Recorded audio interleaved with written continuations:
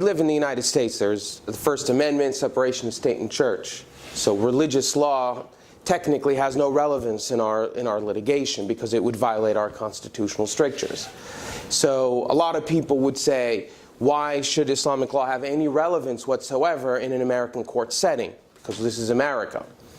Islamic law comes into play in two ways, either as a foreign law or as a source of information that's going to aid in the interpretation of a contract, explain the expectations of the parties, clarifying ambiguity, vagueness, and so forth. So those are two different settings. So there's huge theoretical distinction here. Foreign law is one thing, information to help the judge is another.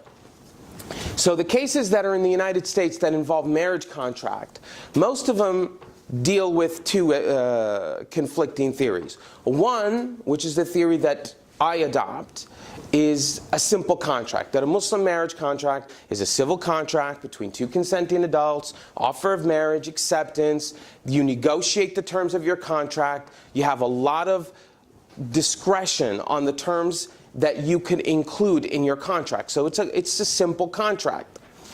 The other school is that it's a prenuptial agreement.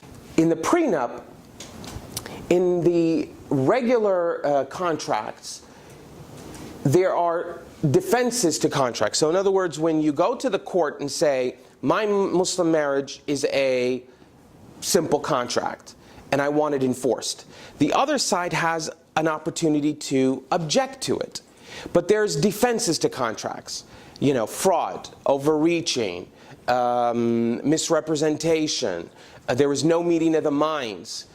There are your traditional type of defenses in contracts.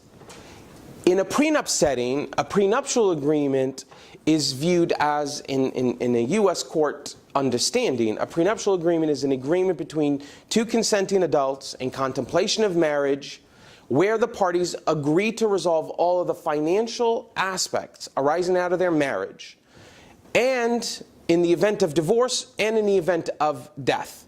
So a prenuptial agreement would say, you know, when we get divorced, here are the financial rights that you're going to receive on both sides.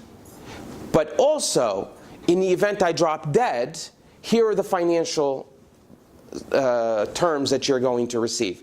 So a prenuptial agreement addresses both event of divorce and event of death.